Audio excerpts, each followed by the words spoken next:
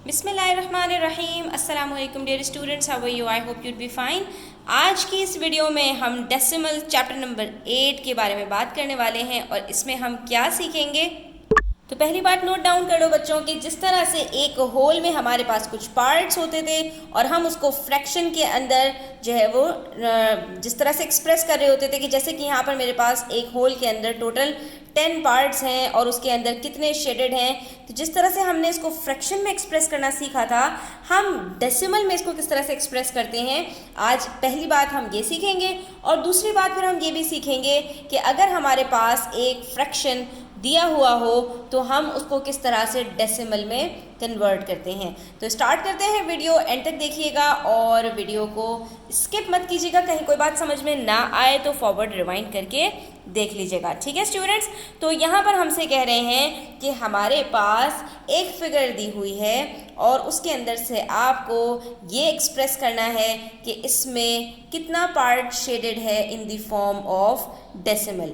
तो बच्चों याद रखो, सिंपल सी बात है, अगर कोई एक होल है जिसमें टोटल 10 पार्ट्स हैं और आपको कुछ पार्ट्स शेडेड दिए हुए हैं, तो हमेशा आपके पास जो आंसर आएगा वो 0 point number of shaded parts answer हो जाएगा, सिंपल, ठीक है। इसके अंदर कोई लंबी चौड़ी कैलकुलेशंस नहीं है, हमें इस तरफ जाने की ज़रूरत नहीं है कि फ्रैक्शन में हम पहले इसको लिखें और फिर इसको कन्वर्ट करें।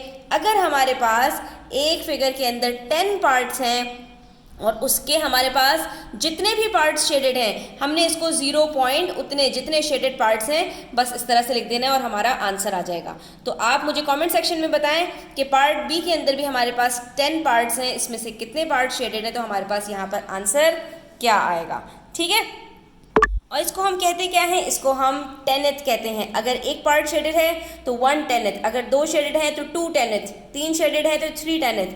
और इसी तरह से अगर स्टूडेंट्स हमारे पास एक होल के अंदर 100 पार्ट्स हों तो उसमें भी हमें सिंपली क्या करना होता है, देखना होता है कि हमारे पास कितने शेडेड पार्ट्स हैं। जब हमें ये पता चल जाता है कि हमारे पास 100 में से इतने शेडेड पार्ट्स हैं, तो वहाँ पर जो हमारा डेसिमल में आंसर आता है वहाँ डेसिमल के बाद एक 0 ऐड हो जाता है और उसके बाद हम उसके अंदर अपने जो है वो शेडेड पार्ट्स को लिख देते हैं। जैसे यहाँ पर मेरे पास एक शेडेड पार्ट है तो मैं यहाँ क्या लिखूंगी, 0.01, अगर 2 हो तो 0.02, अगर 3 हो तो 0.03, अगर 4 हो, इस तरह से अगर 9 तक हो तो ये क्या हो जाएगा 0.09।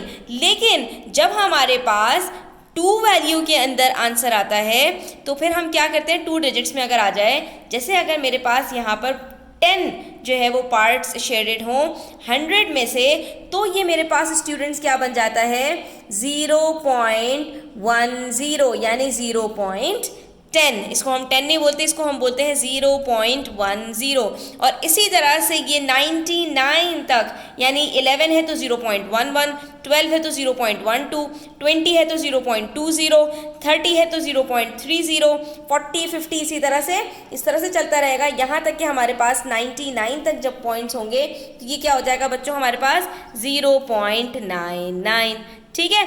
तो हम इसको कन्वर्ट भी करके देखेंगे कि ये हमारे पास किस तरह से हो रहा है, लेकिन सिंपल अगर रखें इसको तो बस आपने इतनी ही बात याद रखनी है कि अगर 100 पार्ट्स हैं तो उसमें से हम ये देखेंगे कि हमारे पास 1 डिजिट जो है वो पार्ट शेडेड है तो वहाँ पर 0.0 के साथ वो डिजिट आ जाएगा, और अगर 2 डिजिट्स में आंसर आ रहा है तो 0 नहीं आएगा और यहाँ पर 2 डिजिट्स में ही आंसर हमारे पास 0 पॉइंट के साथ आ जाएगा।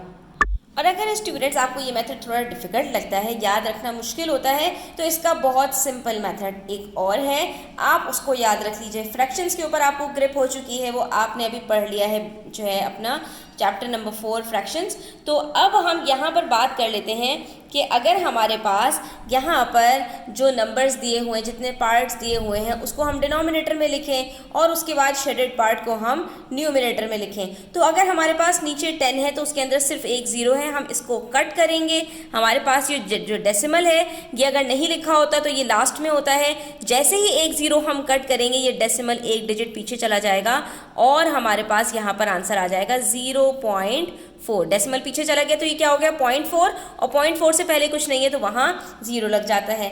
अगर इसी तरह से मैं यहाँ पर आपको रख कर दिखाऊँ 4/100, 100 में से अगर मेरे पास 4 पार्ट्स शेडेड हैं तो इसको किस तरह से कन्वर्ट करूँगी स्टूडेंट्स, यहाँ पर मेरे पास 2 जीरोज़ हैं, मैंने इन दोनों को कट किया, डेसिमल मेरा यहाँ था।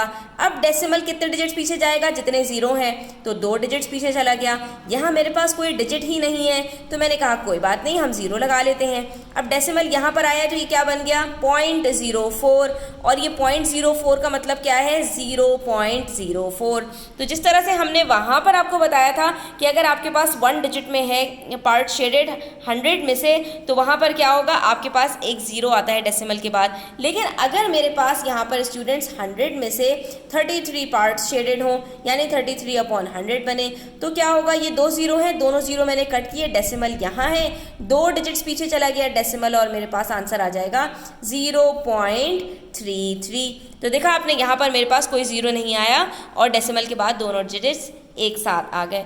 और इसी तरह से अगर ये वाला आपने बात जो है ये वाली बात समझ ली, तो जिस तरह से आपके पास मैंने अभी आपको बताया था कि दूसरी चीज़ हम सीखेंगे कि जिसके अंदर फ्रैक्शन को डेसिमल में कन्वर्ट करना है, तो ये देख लीजिए यहाँ पर हम डेसिमल को कन्वर्ट कर लेंगे। अब यहाँ पर हमें जो दिए गए हैं वो होल नंबर्स के साथ दिए हुए हैं, तो इसका मतलब क्या है कि हमारे पास ये जो होल हैं ये पूरे पूरे हैं, ठीक है। तो हमने इसको पहले इस तरह से कर लिया, और यहाँ पर ही मेरे पास इम्प्रॉपर फ्रैक्शन दिया हुआ है स्टूडेंट्स, इसको भी मुझे चेंज करना पड़ेगा। क्यों? क्योंकि ये मेरे पास 14/10 है, जब मैं इसको कन्वर्ट करूँगी तो ये मेरे पास 1 होल 4/10 बनेगा, ठीक है। तो आपने हमेशा इम्प्रॉपर फ्रैक्शन को पहले कन्वर्ट करना है जो है वो मिक्स नंबर के अंदर, और इसको मैं कन्वर्ट करूँगी स्टूडेंट्स, तो ये मेरे पास बनेगा 3 होल 7/10। ये मैं आपको कन्वर्जन सिखा चुकी हूँ, अगर आपने जो है अभी तक जो है नहीं सीखा है तो फ्रैक्शंस की वीडियो में आप जाकर देख सकते हैं कि हम इसको किस तरह कन्वर्ट करते हैं, ठीक है।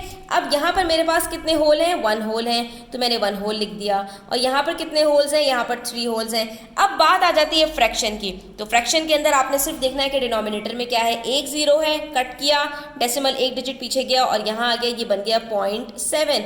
यहाँ 0.7 क्यों नहीं आया, क्योंकि हमारे पास यहाँ पर होल भी मौजूद है, यानी 7 पूरे पूरे केक्स हैं, और उसके अलावा जो 8वां केक है उसमें 10 पीसेस में से 7 पीसेस मुझे मिल रहे हैं, तो इसका मतलब है मुझे 7.7 केक्स मिले हैं। इसी तरह से यहाँ पर 10 में से 8 है, तो ये 0 कट किया, डेसिमल एक डिजिट पीछे गया और आ गया ये 0.8, ठीक है। यहाँ पर 0 कट किया, डेसिमल एक डिजिट पीछे गया, तो ये बन गया 1.4। यहाँ पर भी यही किया कि 0 कट किया, डेसिमल एक डिजिट पीछे गया और ये बन गया 3.7। इसी तरह से यहाँ पर हमारे पास पेज नंबर 159 के ऊपर क्वेश्चन नंबर 7 दिया हुआ है, इसमें भी हमारे पास मिक्स नंबर है, इसको कन्वर्ट करना है हमें डेसिमल के अंदर। अब यहाँ पर भी हम यही करेंगे, जो होल नंबर्स हमें दिए हुए ना हम वो एज इट इज़ लिख देंगे स्टूडेंट्स, हमें उसके अंदर कुछ भी करने की ज़रूरत नहीं है। अब बात कर लेते हैं कि हमें ये जो फिर फ्रैक्शन दिया हुआ है इसको किस तरह कन्वर्ट करेंगे। 2 जीरोज़ हैं स्टूडेंट्स, हमने इन दोनों को कट किया, डेसिमल हमारा यहाँ था, हमें 2 डिजिट्स चाहिए क्योंकि 2 जीरोज़ हैं, तो हमारे पास यहाँ पर एक ही डिजिट है, हमने कहा कोई बात नहीं, एक डिजिट हम अपनी तरफ से ऐड कर लेंगे और वो आ जाएगा हमारे पास 0, तो ये क्या बन जाएगा हमारे पास 0.05, ठीक है, ये बन गया 0.05। जब हमारे पास 23/100 है, दोनों 0 कट किए, डेसिमल यहाँ है, डेसिमल को 2 डिजिट्स पीछे लेके जाना है और 2 डिजिट्स हमारे पास मौजूद हैं, तो ये बन जाएगा 0.23, ये देखिए 0.23 बन गया, ठीक है। इसी तरह से यहाँ पर 100 के अंदर हमारे पास 2 डिजिट्स ऊपर मौजूद हैं, तो ये हमारे पास बन जाएगा 0.35, और ये भी हमारे पास 2 जीरोज़ हैं स्टूडेंट्स, हमने यहाँ पर भी 2 डिजिट्स पीछे ले गए, तो ये बन गया हमारा 0.30, ठीक है। तो बताइए इसमें कोई मसला है? इंशाल्लाह आपको अब कोई मसला इसमें नहीं होगा। पेज नंबर 162 के ऊपर भी देख लीजिए, कुछ क्वेश्चंस हैं हमारे पास। ये हमारे पास टोटल 100 पार्ट्स दिए हुए हैं, तो हम इसमें से कहेंगे कि भाई हमारे पास कितने पार्ट्स शेडेड हैं। ये हमने देखा 10, 20, 30, 40, 50 पार्ट्स शेडेड है, तो हमने कहा ये 50/100 बन रहा है। इसका मतलब है ये कितने 100 थे, इसकी बात हम बाद में करेंगे। इसको हम डेसिमल में कन्वर्ट करते हैं, तो ये 2 जीरोस कट हुए, डेसिमल हमारा यहाँ था, 2 डिजिट्स पीछे गया और ये बन गया 0.50, पॉइंट से पहले कुछ नहीं है तो यहाँ 0 लग गया, ठीक है। इसी तरह से यहाँ पर देखिए हमारे पास कुछ फ्रैक्शंस दिए हुए हैं, हमने इसके अंदर जो होल नंबर्स हैं उसको एज इट इज़ रहने देना है, और जो हमारे पास इम्प्रॉपर फ्रैक्शंस हैं उसको हम कन्वर्ट कर देंगे होल नंबर के अंदर, तो ये बन जाएगा 1 होल 62/100, ठीक है, इसको हम कन्वर्ट करेंगे। इसी तरह से ये 201 है, तो ये बन जाएगा हमारा 2 होल 1/100, 100, इसको हम कन्वर्ट करेंगे। इसके अंदर हमारे पास 1 होल है, ये 1 होल आ गया। इसमें 2 होल हैं, ये 2 होल्स आ गए। अब पॉइंट्स की बात कर लेते हैं। तो यहाँ 2 ज़ीरोज़ हैं, दोनों ज़ीरो कट किए, डेसिमल 2 डिजिट्स पीछे गया और ये बन गया 0.72। इसी तरह से यहाँ पर भी 2 ज़ीरोज़ हैं, डेसिमल 2 डिजिट पीछे गया, बन गया ये 0.98। यहाँ पर भी 2 ज़ीरोज़ हैं, दोनों ज़ीरोज़ कट किए, डेसिमल 2 डिजिट्स पीछे गया, बन गया 0.62। और यहाँ पर हमारे पास 2 ज़ीरोज़ हैं लेकिन डिजिट एक है तो 2 डिजिट्स पीछे जाएंगे तो यहाँ एक ज़ीरो आ जाएगा, ये बन जाएगा 0.01। ठीक है स्टूडेंट्स, इस तरह से हमने इसको करते चले जाना है। अब आ जाइए पेज नंबर 165 के ऊपर।